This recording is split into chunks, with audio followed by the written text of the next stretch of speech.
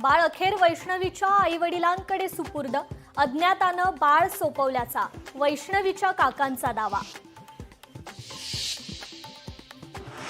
असे नालायक लोक पक्षात नको, अजित पवारांची संतप्त प्रतिक्रिया।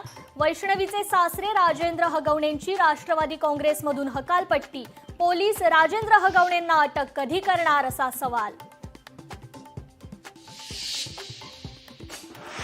आगामी महापालिका निवडणुकांच्या पार्श्वभूमीवर एकनाथ शिंदेंचं सावध पाऊल, युतीतील मित्रपक्षांबाबत आक्षेपार्ह टिप्पणी नको, शिवसेना पदाधिकारी कार्यकर्त्यांना सूचना।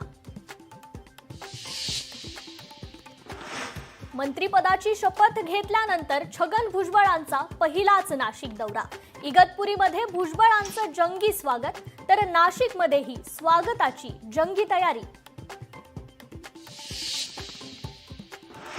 अमृत स्थानक योजनेअंतर्गत विकसित 103 रेल्वे स्थानकांचं पंतप्रधानांच्या हस्ते लोकार्पण, मध्य रेल्वेच्या 12 स्थानकांचाही समावेश। धुळ्याच्या शासकीय विश्रामगृहाबाबत अनिल गोटेंचा आरोप खरा ठरला। खोली क्रमांक 102 मध्ये सापडली 1,84,00,000 रोकड।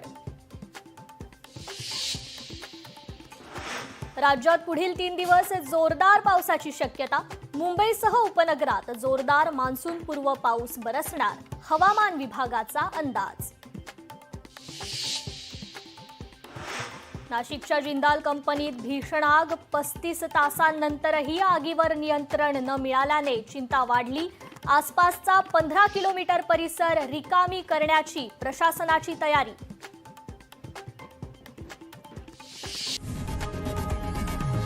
लोकशाही मराठी ऐका, पहा, जागरूक रहा।